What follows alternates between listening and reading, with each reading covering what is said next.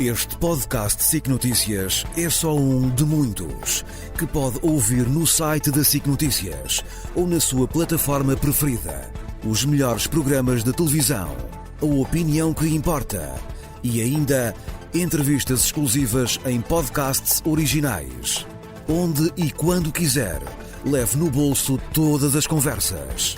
Fique a par das últimas novidades em sicnoticias.pt/podcast e nas nossas redes sociais. Esta semana, João Miguel Tavares declara-se sicário. Ricardo Araújo Pereira confessa-se um apostador e Pedro Mexia sente-se socrático. Está reunido o programa cujo nome estamos legalmente impedidos de dizer.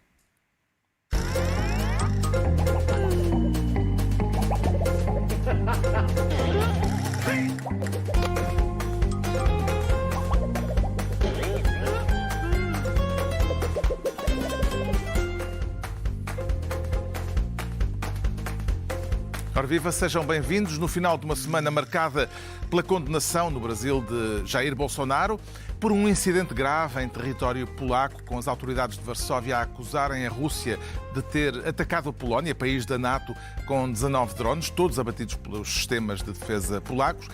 Isto enquanto, noutra escala e numa outra latitude, a chamada flotilha humanitária a navegar para Gaza também se queixa de ter sido atacada por um drone ao largo da Tunísia. Vamos falar destes casos e de outros e da semana difícil do Presidente da Câmara de Lisboa na contagem decrescente para o primeiro debate autárquico, que vai pôr frente a frente na SIC na próxima segunda-feira Carlos Moedas e Alexandre Leitão.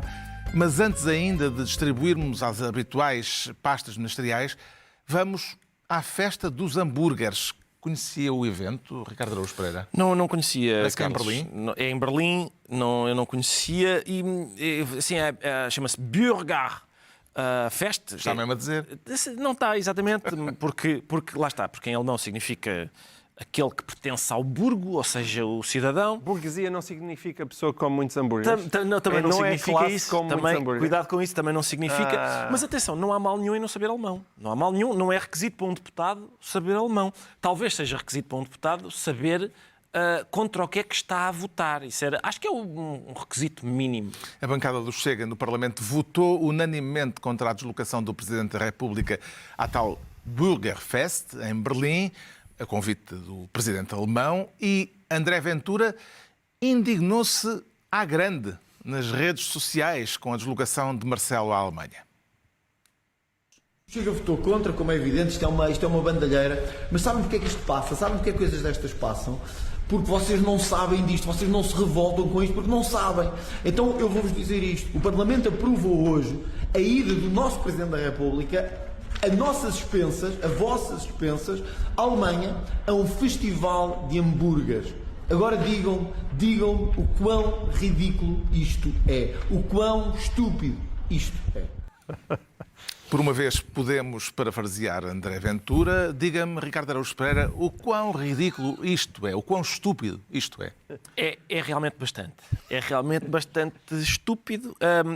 O facto de ele ter retirado o vídeo significa, eu fiquei surpreendido com isso, porque não é a primeira vez que Ventura faz um vídeo indignadíssimo com uma coisa que não corresponde à realidade. Esta, de facto, também é mentira, mas ele tirou. Ou seja, esta mentira foi involuntária, foi mesmo estupidez. É ele a fazer figura de parvo. E depois, enfim, os jornalistas assinalaram isso, que é o jornalixo. O jornalixo dá com muita atenção à política, não é? Que é o que faz o André Ventura. Como avaliar alguém que confunde cidadão com hambúrguer? Pois é, mas a questão é a seguinte, ele próprio diz, o Chega votou contra, e é verdade. Aliás, na mesma altura... E devem ter assessores que também leram com certeza a resolução. Não, mas para quê? Para quê saber o que é que estamos a votar? Tu está lá escrito uma coisa... que a resolução não está em alemão. Não, pois exatamente. Eles votaram, portanto, contra isto. No mesmo dia, na mesma votação, aliás, são votações seguidas, votaram contra esta, porque é para ir comer hambúrgueres a um festival do hambúrguer, e votaram a favor de uma ida a Nova Iorque, do Presidente da República. Onde também se comem bons hambúrgueres. É muito provável. Depois ele ficou toda irritadinha por os jornalistas estarem a assinalar que realmente era a coisa mais idiota do mundo esta indignação com uma coisa inexistente. Só que a questão é a seguinte. Aquilo para que os deputados do Chega votaram contra a tal Bürgerfest, em que Portugal é país convidado. Não sei se foram ver a nota que a Embaixada Alemã escreveu sobre isto. Portugal é país convidado. Portanto, o foco vai ser sobretudo no interior do país, é chamar lá a atenção lá dos alemães para a nossa paisagem, produtos regionais, vai lá estar vinho, outros produtos regionais, a promoção de produtos portugueses. O Chega votou contra isto. Toda irritadinha, o Ventura depois dá aquela entrevista... Esse teu feminino acho que pode ser classificado como misógino. Achas que é misoginia? Possivelmente. Não sei porquê. Mas eu gosto na mesma. Não sei. Não por ser misoginia, não, mas é só porque acho engraçado. soa bem. Soa giro, sim, continua. Mas só quis fazer essa nota. De repente, é só porque parece uma menina, uma pré-adolescente. Está a piorar. Está a piorar. Parece uma pré-adolescente que foi apanhada. Márcia, olha que o que tu disseste não é verdade. Não me interessa! E aquilo, portanto, o que ele faz a seguir, portanto, é confrontado com o facto de ser mentira que aquilo seja um festival do hambúrguer, ele diz, não, mas não interessa. Porque o que está em causa é que o Presidente da República viaja demais. Ele viajou... E deu números. Ele fez 1.550 viagens oficiais, visitas oficiais. Ora bem, mais uma vez, o mandato presidencial dura 10 anos. 1.550 viagens oficiais... Dá 155 viagens por ano. O que dá uma média de viajar de 2 em 2 dias. Como as visitas oficiais normalmente duram 2 ou mais dias... É impossível, para toda a gente percebe que é impossível que estes números sejam verdadeiros.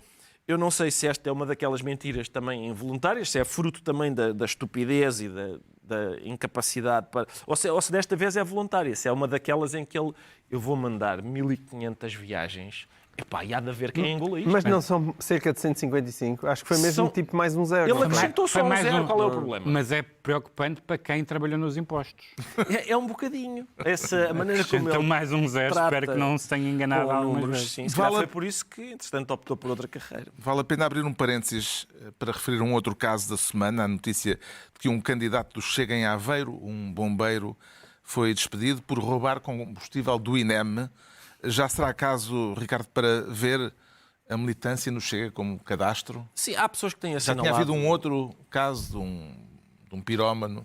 Sim, há o pirómano, há o deputado municipal que pagava para ter sexo com menores de idade, há o senhor que furtava malas no aeroporto. Há quem já esteja, são pessoas que têm mais conhecimentos de psicologia do que eu e que têm assinalado que é curioso que os temas que são mais caros ao Chega são precisamente aqueles pelos quais vários militantes do Chega vão sendo apanhados. Isso vem nos livros. Exatamente, e portanto, ao que parece, uma coisa está relacionada com a outra. Vamos voltar Diz o Jung, o que é? À Bürgerfest. O argumento de Ventura de tudo isto acontecer à conta dos nossos impostos também será válido para analisar o desempenho dos 60 deputados do Chega, Pedro Mexia?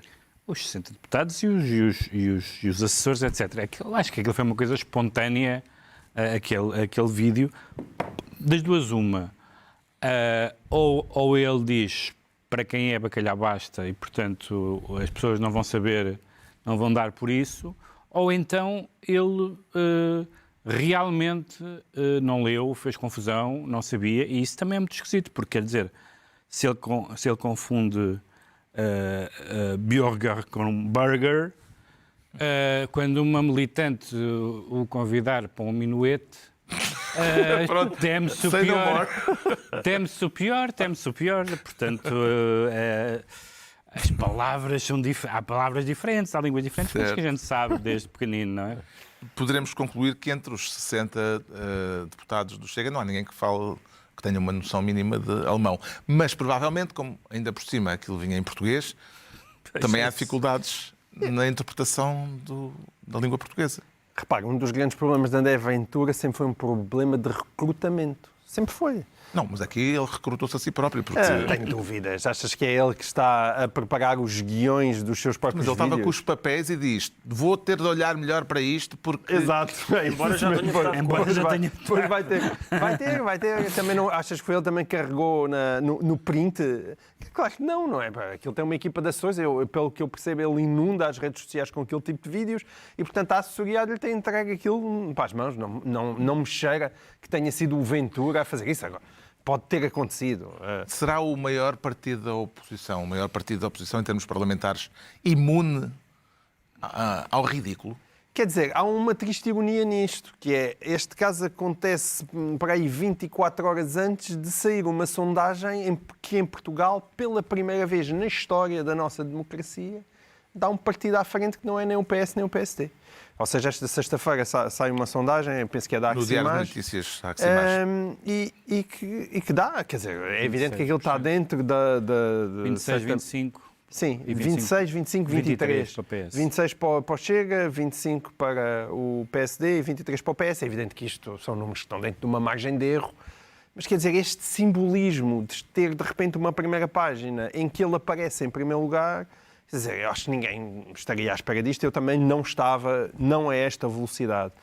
E isto chega a um ponto tal que eu vi muitos comentadores, não muitos, mas alguns comentadores quase acharem que isto é uma espécie de conspiração. Ou seja, que ele sabia perfeitamente que aquilo não era um festival de hambúrgueres, mas não interessa, porque o que interessa é que seja falado. Acho muito duvidoso, porque este... Não, eu não compro essa tese. Não. Exatamente. Acho claramente que ele fez a geneira, porque aquilo é ridículo. A maneira como ele acaba, aquilo é muito fácil de ridicularizar. Com certeza. E essa ridicularização, de qualquer forma, a ridicularização, para mim, é uma das formas mais eficazes de responder ao Chega. Muito fácil, mas legítimo. Deixa-me só... Sim, perfeitamente legítimo. Perfeitamente legítimo. Depois- E espero que estas sejam daquelas que colem. Depois deste introito burlesco, vamos então à distribuição de pastas e a assuntos como deve ser, com o João Miguel Tavares a querer ser ministro da flotilha, da chamada flotilha. E com que espírito vê a navegação dos ativistas que se dirigem a Gaza, João Miguel? Com ventos de feição ou com risco de enjoo? Eu acho que é mais ventos de ilusão. É mais isso que me impressiona neste caso. O que tu tens aqui é... Não poderá considerar-se que o facto da chamada flotilha humanitária estar a pôr na agenda mediática a questão de Gaza é já uma vitória política para os promotores da iniciativa? Contesto a pergunta, Sr. Moderador. Colocar na agenda mediática, porque Gaza estava com problemas de não entrar na agenda mediática. Na agenda mediática Eu percebo... por parte de quem protesta, dos mas- próprios promotores. Não, lá está. Eu acho que quem entra na agenda mediática são os promotores, não é Gaza. Gaza não precisava de entrar na agenda mediática porque já está aí. Se eles queriam que entrar na agenda mediática, por exemplo, quando o Lusitânia Expresso foi a Timor, também foi uma viagem bastante inútil, que eles chegaram lá, deitaram umas florzinhas para o mar e vieram-se embora. Mas aí poderia-se dizer, bom, eles estão a chamar a atenção para um problema que é muito pouco mediatizado. Como agora se eles fizessem uma flotilha em direção ao Sudão. Aliás, Iam ter dificuldades em lá chegar. Foi super mediatizado numa excelente entrevista que o Jorge Sampaio deu à CNN. Exatamente, onde nós percebemos que ele era um grande presidente a falar em inglês. O problema era mesmo quando falava português. E, portanto, eu percebo isso, mas não é esse o caso. E aquilo que me faz... Não é que me faz impressão, aquelas pessoas estão evidentemente bem intencionadas e, portanto, eu também não quero desmerecer isso. Mas eu acho que há um equívoco grande, que é não compreender o tempo que vivemos, e já não estamos num tempo de gestos simbólicos. Ver aquelas Deviam lá imagens... ir bombardear Israel. Não é bombardear, mas é perceber que sim, que se chegarmos ao tempo já não é das flores, mas é um tempo de armamento. Não é certamente para Israel, mas este é também o tempo em que a Polónia foi invadida pelos drones. Quer dizer, aqueles drones russos, aquilo não pode ter sido por acaso, de repente 20 drones russos irem para o coração da Polónia. Portanto, estamos a viver, vamos falar também daquilo que está a acontecer nos Estados Unidos. É um caso, tecnicamente, de artigo 5. Exato, eles só ainda ativaram o quarto, mas já é quase de artigo 5. E é preciso perceber o tempo em que nós estamos a viver. As viagens que nós fazemos, seja com flotilhas, seja um barco para Timor, sejam flotilhas para Gaza, é um luxo de tempos de paz. E esse luxo terminou. Os ativistas dizem ter sido atacados por um drone ao largo da Tunísia. Devia a União Europeia, Ricardo Araújo Pereira, ser mais clara na defesa de uma missão pacífica, como aquela? Possivelmente, uma vez que a Missão Pacífica é de um país, aliás, é de vários países. Sim, exatamente. Assim como, por exemplo, o paralelo com o Lusitânia Expresso, que a propósito não era um bar onde se serviam cafés. Não sei se o André Ventura estiver a ver isso, André. É um bom paralelo. Eu não tenho a certeza de que a nossa época seja pós chamar a atenção sobre coisas. Mas achas que havia falta de atenção? Não é isso que eles estão a fazer, não é? Não, quer Eles dizer, não estão a chamar a atenção para nenhuma coisa. o facto de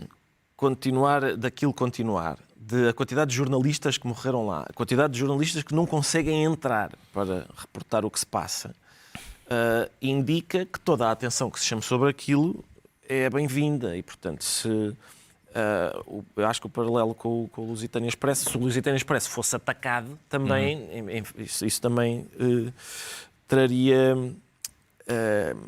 acho que teria de haver consequências sobre isso. Alguém teria de se pronunciar sobre o assunto, não é? Vem aí alguma... pensava que vinha aí alguma adversativa. Não.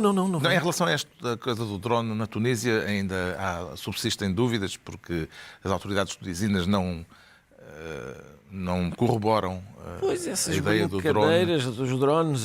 Pois é, aquelas imagens, aquilo também não parece que tenha sido um flare tirado do barco. As imagens são mesmo esquisitas. Como é que entende, Pedro Mexia, a presença da líder do Bloco de Esquerda em período pré-eleitoral nesta viagem que pretende chegar a Gaza? Pois, essa é que eu acho que é a pergunta mais interessante a fazer sobre a participação de Mariana Mortágua, porque eu penso que as pessoas que estão a seguir a flotilha não dizem assim, quem é aquela miúda ao lado da Mariana Mortágua? Porque é a Greta Thunberg. É a Greta Thunberg, que é evidentemente a estrela da companhia.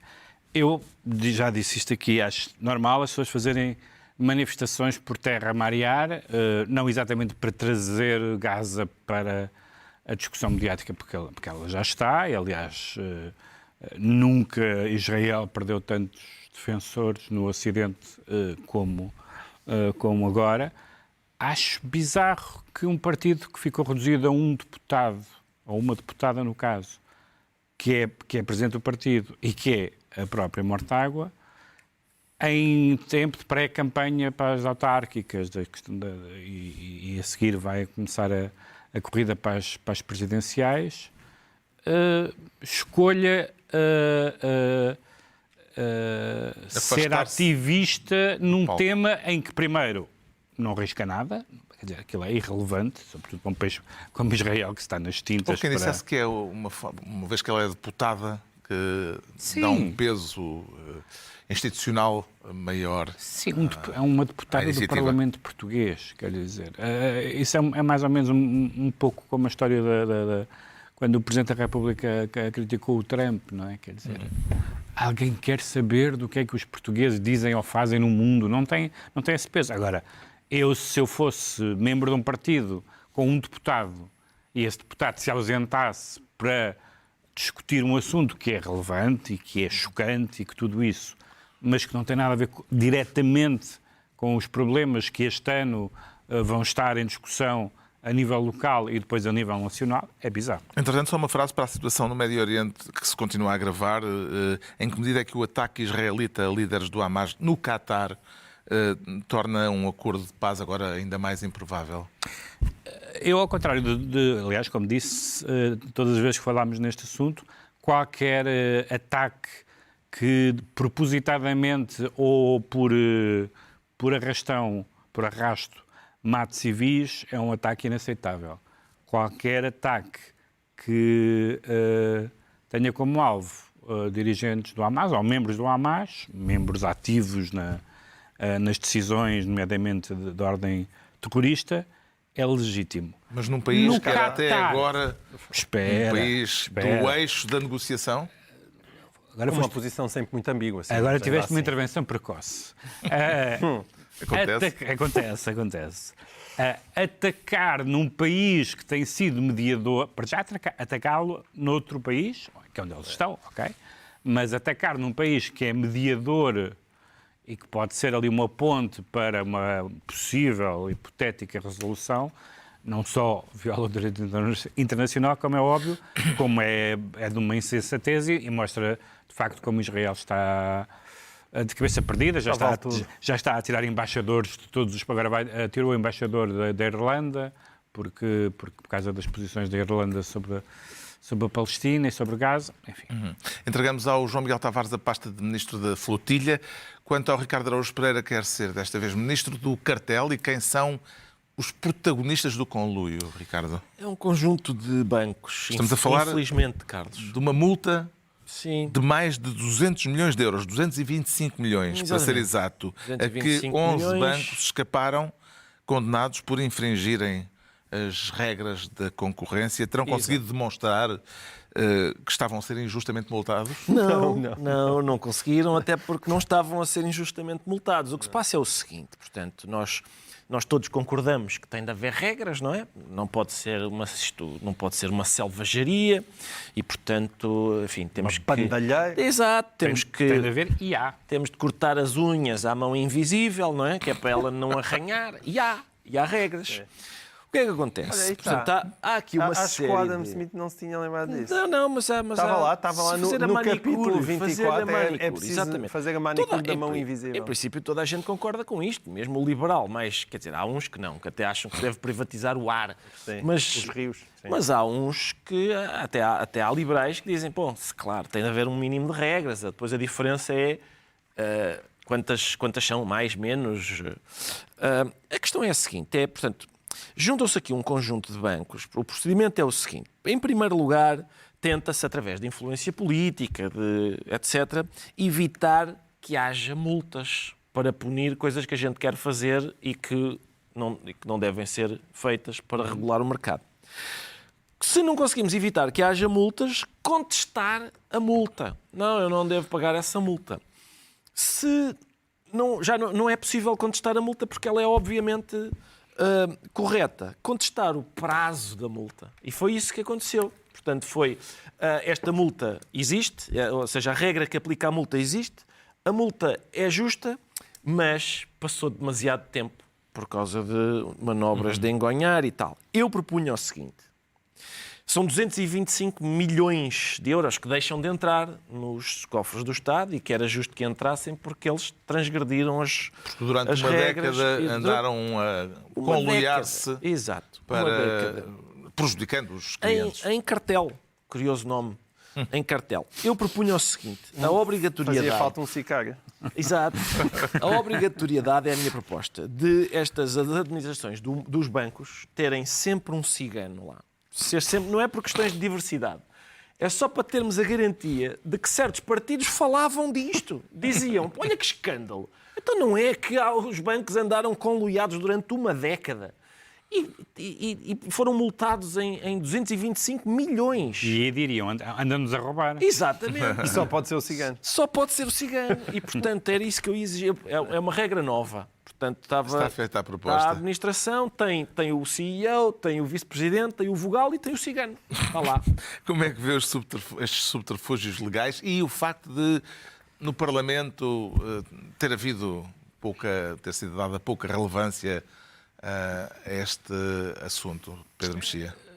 Pois, em relação à segunda pergunta, ou não percebo ou não quero perceber, porque acho assustador que se discuta tanta ninharia no Parlamento e uma coisa tão grave como essa tenha passado.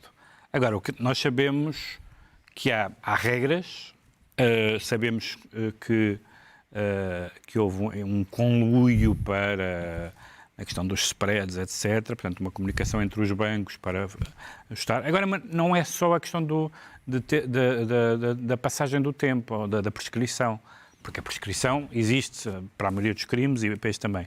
O que aparentemente acontece, e isso também tem a ver com a atividade legislativa, é que a transposição da diretiva europeia sobre esta matéria foi mal feita e teve algumas lacunas que permitiram que, segundo a lei portuguesa, essa prescrição acontecesse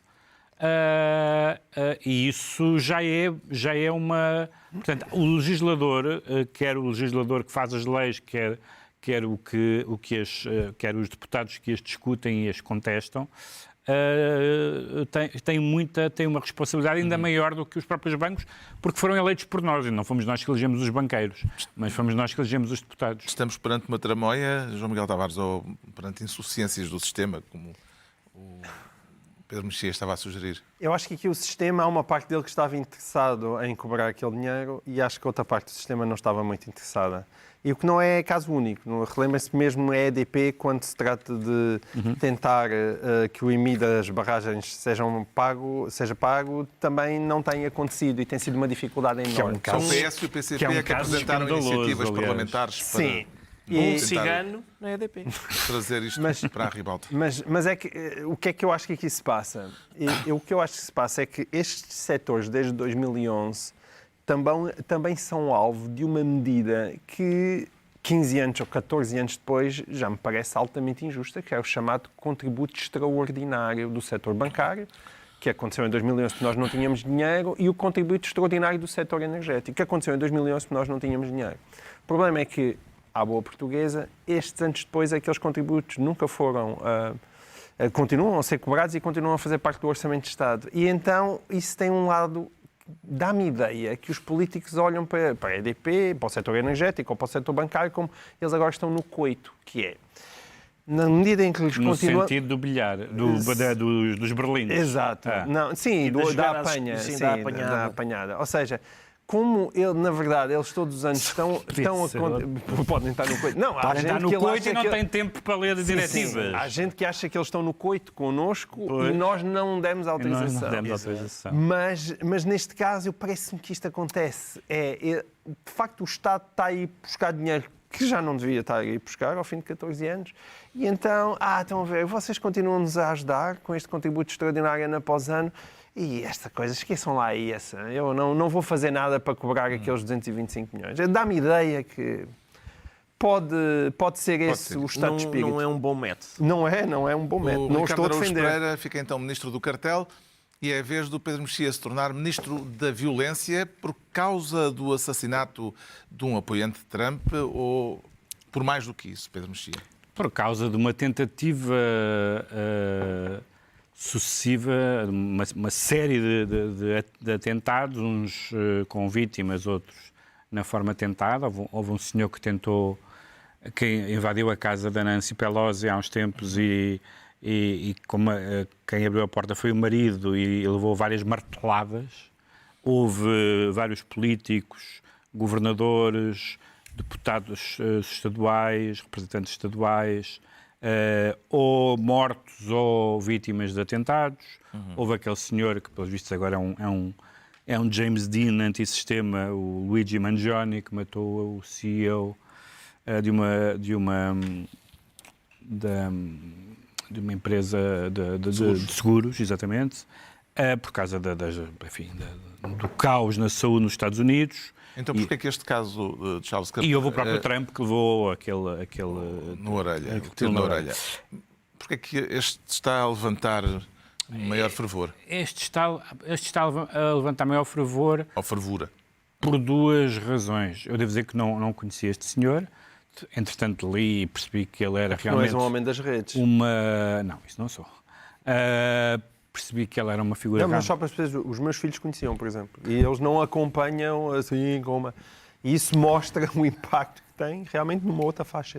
Há aliás, uma ironia trágica que ele está a responder a perguntas sobre homicídios no momento em que leva o tiro. O facto de ele ter tanto impacto entre a juventude, pelo menos entre a juventude pró-Trump, significa que a ideia de lhe terem respondido, entre aspas, assassinando, pode começar a ser visto pelos americanos e até pelos americanos jovens como uma atitude normal. Há uma percentagem de 30 e tal % de jovens universitários americanos que acham que a violência é aceitável em certas questões. A violência cidadã, não a violência do monopólio policial. Até porque, enfim, sabemos que a polícia americana também tem os seus esqueletos no armário. E eu acho que passámos, como alguém dizia, passámos das guerras culturais às guerras armadas, que foram, digamos, agravadas pelo facto de Trump ter feito uma declaração lembrando todos os casos em que as vítimas foram republicanas. Que é também esquecendo-se das democratas. Que é uma forma péssima de gerir. A violência é condenável sempre. Não há nenhuma razão que justifique. Para já, o homicídio é crime. Mas mesmo além disso, não há nenhuma razão para fazer que os teus mortos são melhores, os meus mortos são melhores do que os teus. Tu és um assassino, o outro foi por justa causa. Muitas pessoas disseram que o Mangione foi por justa causa, porque o sistema é não sei o que mais. O sistema é horrível, mas se nós passamos para o estádio em que matar é uma atitude normal e aceitável, então é a democracia que vai. A polícia já encontrou a arma, mas ainda não encontrou o assassino, pelo menos até a hora que estamos a gravar. O que é que os primeiros indícios revelam, no seu entender, João Miguel Tavares? Os primeiros indícios revelam que a violência política nos Estados Unidos está a recuar 60 anos e estamos outra vez na década de 60 com gente abatida. E repara, gente abatida por snipers, não é? Ou seja, tudo aquilo exige um planeamento. Aquilo foi um tiro a quase 200 metros em cima de um telhado. Quer dizer, já estamos em Dallas, não é? Na década de 60. E isso é evidente que é algo brutalmente preocupante e é muito engraçado. Nós, não é muito engraçado, não tem graça nenhuma. Quando nós andávamos aqui a falar e tal formiguinhas chatas, todos nós aqui, especialmente aquele senhor, especialmente dedicado a este tema, como a questão da liberdade de expressão, e que muitas vezes isso era desvalorizado, mas na verdade, na base disto tudo, está a incapacidade que nós passamos a ter de não respeitar as ideias de pessoas que nós achamos que estão a dizer coisas horríveis com as quais nós não concordamos. E é verdade que essas pessoas estão com frequência a dizer coisas horríveis, mas também é verdade que uma democracia tem que ser capaz de suportar as coisas horríveis. Quando não são capazes de suportar, desatam todos aos tiros uns com os outros. E note-se que isto é à direita, que até pode ter tido alguma responsabilidade num acréscimo de violência verbal, mas acontece também muito à esquerda não com verbal, uma espécie O Capitólio não foi só verbal. Sim, no Capitólio não foi só verbal. Não, e houve violências também, então já senadores democratas baleados e tudo isso. Não é esse o ponto. Eu estou a falar, antes deste tipo de violência, de haver um acréscimo de violência verbal que de repente aparece mais à direita, com os Trumps, com os Bolsonaros, como se vê em Portugal, com André Ventura. O tom da extrema-esquerda não é igual ao tom da extrema-direita neste momento. Mas as coisas que fazem e o amor à falta da liberdade é igual. E nós não podemos continuar a achar que só porque os senhores estão bem intencionados podem andar aqui a silenciar pessoas. E o que acontece é que esse discurso de ódio existe dos dois lados e como se está a ver os snipers, estes senhores, ninguém sabe se é mais um maluco, que aparentemente aquele que atirou no Trump era mais maluco do que outra coisa. Até nós aqui uma lista de outras pessoas. Sim, nós aqui não sabemos. Agora, é um atentado muito específico contra alguém muito específico, é que não é o Trump. Portanto, é muito difícil. Eu acho que só por milagre é que este assassinato não foi um assassinato claramente motivado por razões políticas. Isso é terrível. Deixa-me só dizer que convém lembrar que a matança no Ruanda começou, ou foi muito incentivada por emissões radiofónicas com linguagem de ódio. Portanto, o ódio no discurso tem consequências. Quer dizer, há uma dimensão de dizer, de liberdade de expressão e há uma dimensão de incentivo à violência. Trump considerou Kirk um mártir da verdade. Será o whataboutism, Ricardo Araújo Pereira, para usar aquela expressão que agora entrou no léxico, recordar neste contexto, por exemplo, o assassinato em junho da Presidente da Câmara de Representantes do Minnesota, a democrata Melissa Hotman, dela, do marido e do cão? Exato. Sim, essa história do whataboutism, que de repente é... Não, o whataboutism é ilegítimo, é imoral até. Nem sempre. Assinalar que há um duplo critério, que há um duplo padrão, nem sempre é uma coisa ilegítima, antes pelo contrário. E, portanto, sim, é óbvio que isto é, ainda por cima, este caso concreto, toda a gente já viu as imagens, não é? É uma das diferenças deste caso concreto para os outros, é que este tem um documento a circular. Mas a gente percebe que há um crescimento de violência política nos Estados Unidos e chegamos a este ponto, não é, em que num debate numa universidade do Utah, este tipo leva um tiro disparado a uns 200 metros de distância. Há esses casos e há vários outros, casos de violência política em que o 6 de janeiro, por exemplo, é um emblema trágico. Eu tenho visto muita gente a propor reflexões sobre a utilização da violência em luta relativamente àquilo que nós consideramos correto. Eu compreendo isso quando estamos em ditaduras e tal. Nós vivemos em democracia. A utilização da violência em democracias costumava ser condenada por toda a gente. Não estou a perceber como é que de repente estamos a refletir sobre essas possibilidades. O Pedro Mexia fica assim Ministro da Violência e estão entregues as pastas ministeriais por esta semana. À altura para sabermos, e temos de acelerar, porque é que o João Miguel Tavares se declara sicário. Quem é o alvo, João Miguel? Bom, parece que o alvo, neste caso isto é uma expressão de Carlos Moedas, e o alvo eram os socialistas. A palavra foi usada por Carlos Moedas numa entrevista à SIC, que deu o que falar. O Presidente da Câmara de Lisboa conseguiu explicar-se, no seu entender, ou tornou a sua situação política mais vulnerável na sequência daquilo que aconteceu com o elevador da Glória? Não, a entrevista à SIC do Carlos Moedas, para mim, é incompreensível. Para quem se andava tanto a queixar de aproveitamento político, ele politizou o caso de uma forma que ainda não tinha sido politizado. Talvez ainda viesse a ser, mas até aquele momento não estava daquela forma. E, portanto, ele levou imensa fasquia e de uma maneira que me pareceu incompreensível. A expressão sicários não tem pés nem cabeça. Eu não consigo perceber o que é que ele ganha com aquilo.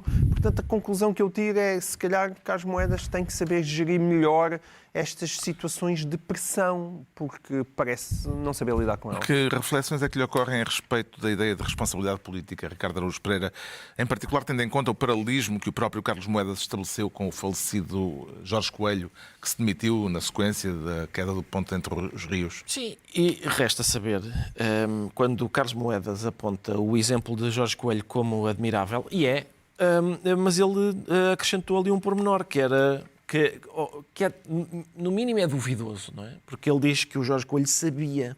A questão é o que é que isso significa. Ou seja, há documentos que provam que ele sabia que o pavimento daquela ponte estava degradado, que a estrutura, ou seja, pretender, como ao que parece alguém pretende, que o Presidente da Câmara, Paulo Teixeira, acho eu, Presidente da Câmara da altura, sabia que a ponte estava em risco de ruir, informou o Ministério disso e ninguém ligou nenhuma, significa que há variadíssimos responsáveis, incluindo uma pessoa que seja autarca de um sítio e detecta esta ponte que faz parte da minha autarquia está em risco de ruir. O que é que eu hei de fazer? Nada, continuem, força. A justificação dele na altura, eu lembro-me disso, a justificação foi, bom, repare, é crime um autarca fechar uma estrada nacional ou uma ponte nacional. Certo, mas não haverá... Se nós temos consciência que uma ponte está em risco de ruir, é isso? Sim, mas a questão é sobre agora, sobre Carlos Moedas e sobre a situação na sequência do a questão de agora elevador da Glória. Implica saber o que é que Jorge Coelho sabia na altura, porque o que Moedas insinua é que o Jorge Coelho sabia que a ponte estava em risco de ruir e é por isso que se demitiu. Neste contexto, com que expectativa antevê Pedro Mexia o debate da próxima segunda-feira na SIC entre Carlos Moedas e Alexandra Leitão? Com alguma preocupação, porque, por um lado, acho que este caso vai totalmente inquinar o debate autárquico e, infelizmente, não haverá conclusões antes das eleições. Tecnicamente, não será possível. E acho que há um balanço do Carlos Moedas. Os ingleses têm aquela expressão que é o fair weather friends, que são os amigos dos tempos bons. Nos tempos normais, o Carlos Moedas é bastante melhor do que nos momentos de crise. E nos momentos de crise tende um pouco a perder aquela compostura. Sicários é uma palavra que não faz sentido nenhum. A questão de Jorge Coelho, a não ser que ele tenha informações concretas... Ele considerou... Sim. Só tem interesse por uma razão, porque é sob a responsabilidade objetiva. Isso é uma questão. Eu, por exemplo, acho que Jorge Coelho, que eu, tanto quanto eu sabia até agora, não tinha informações nenhumas, pelo menos sobre o risco da ponte cair, Exato. independentemente de estar degradado ou não sei o que mais, eu acho que ele fez mal em demitir-se, no sentido em que foi bonito, mas não foi... Mas há teorias da conspiração sobre as razões pela que ele se demitiu. Não vou agora falar nisso. Mas antevejo um debate agressivo. Está esclarecido porque é que o João Miguel Tavares se declara sicário. O Ricardo Araújo Pereira diz sentir-se apostador. E o que é que está disposto a apostar, Ricardo? Carlos, nada. Eu, ainda por cima, tendo em conta o que se passou... Quero falar de um insólito caso em Coimbra. Vou só resumi-lo. Uma vereadora da Câmara de Coimbra, vereadora socialista, demitiu-se e depois desdemitiu-se na sequência de uma aposta com o presidente da autarquia. O que é que reteve de fundamental neste episódio? Retive que o debate político aqui, porque o que estava em causa era o senhor presidente da Câmara disse... isto. E ele disse, não senhor. Então se não disse, aliás, acho que é ele que propõe. Se eu tiver dito, demito-me. Se eu não tiver dito, demite-se a senhora. O que é que acha disso? Então está bem. Apostaram e a senhora perdeu. Era sobre a cobertura de transportes públicos. Exato. Um disse que chegava a todas as freguesias, a outra dizia que não chegava. Exato. Mas sabes que a aposta foi a segunda hipótese. A primeira era um dolitá. Era um dolitá. Eu proponho o seguinte, na Câmara de Coimbra...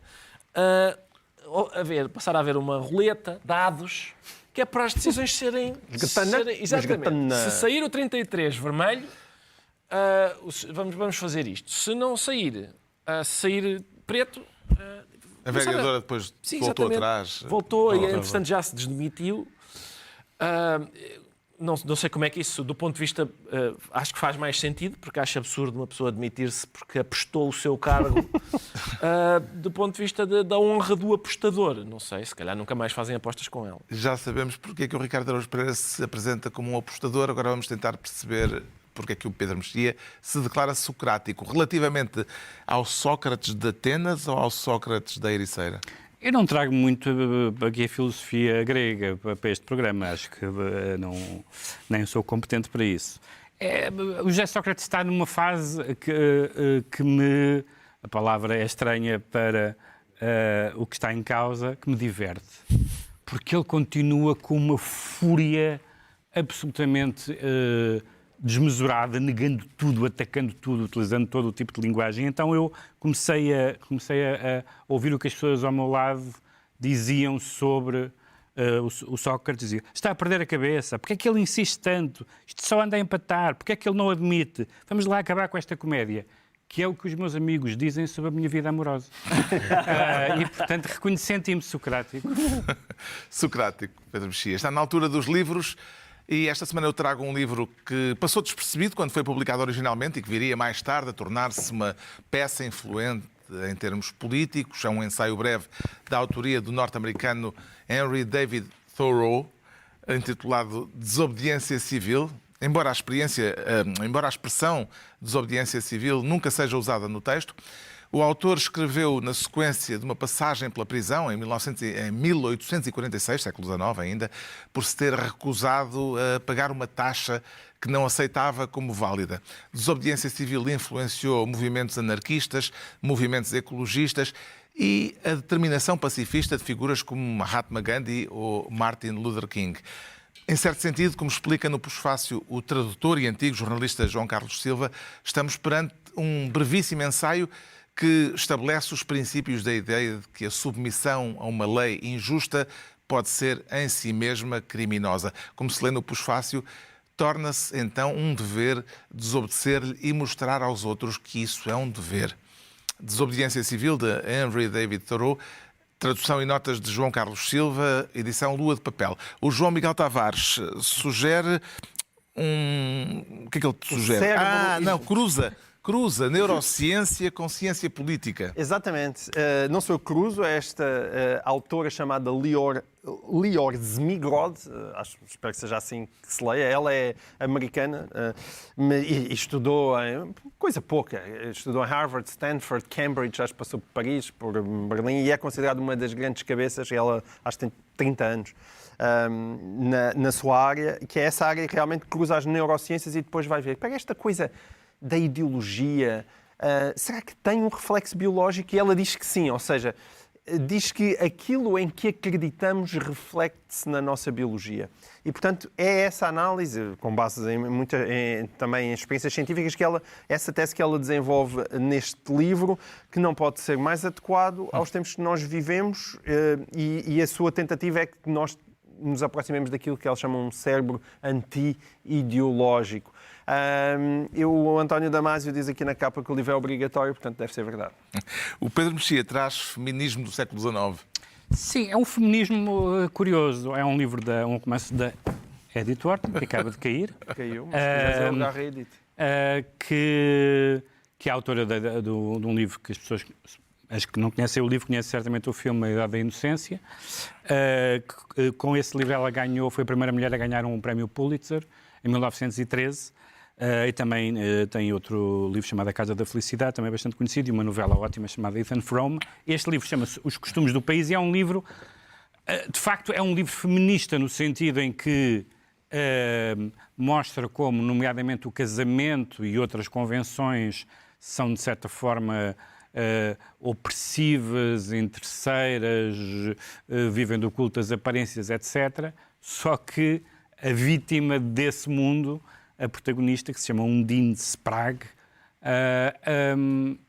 não é a grande espingarda. Ou seja, é uma personagem bastante arrivista e bastante negativa. E, portanto, ela faz este paradoxo interessante de denunciar um mundo, que é o mundo da alta burguesia e da aristocracia, que ela conhecia bastante bem, através de uma personagem com quem nós não simpatizamos todo. E isso é um achado. O Ricardo Araújo Pereira propõe um regresso às origens da língua num livro com um título bastante curioso. Exato, chama-se Latim em Pó, é de Caetano Galindo, um linguista brasileiro e tradutor, também traduziu o Joyce, o Ulisses, para português do Brasil e o David Foster Wallace também. Este livro é isso, é uma viagem às origens da língua, saber de que latim somos herdeiros, porque é diferente de ser colonizado pelos romanos num século ou noutro, e por isso o latim que eles falam é diferente, daí algumas alterações. Também de que outras influências tivemos, e, por exemplo, coisas fascinantes, como, por exemplo, o facto de, a certa altura, o latim, este latim de que nós somos herdeiros, estava, como sabemos, ali naquela zona a que hoje chamamos Galiza. E, de repente, ao que parece, há uma influência, isto é só um amuse-bouche. Há uma influência dos suevos, aí, ao que parece os suevos são um povo que tem horror a palavras em que duas vogais iguais com uma consoante no meio, eles não gostam disso, por exemplo, e é por isso que não gostam. Cada um tem os seus gostos. E, portanto, há bárbaros muito picuinhas. Provavelmente é por causa destes bárbaros que os espanhóis dizem color e dolor, e os italianos dizem colore e dolore, e os franceses dizem douleur e couleur, e nós dizemos cor. Dizemos cor e dizemos dor, embora digamos doloroso e colorido, e provavelmente é por causa destes bárbaros que disseram não faz sentido dolor, tira, fica só dor, acabou. E isso permite fazer ótimos trocadilhos sobre treinador. Pois, com certeza. Que é o homem que treina. E agora sim. Não tinha que ser um treinador. E esquentador. Aprende-se muito neste programa. Está concluída mais uma reunião semanal, 2 a 8 dias, à mesma hora, os mesmos de sempre. Também em podcast, Pedro Mexia, João Miguel Tavares e Ricardo Araújo Pereira.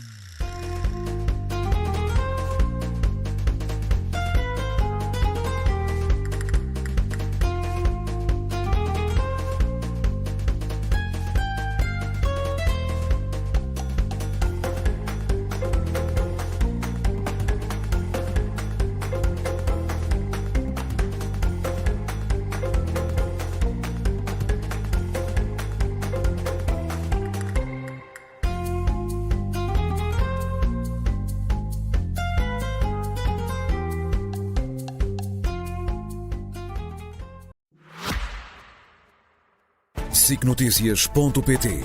As notícias na hora e os grandes temas que marcam a atualidade.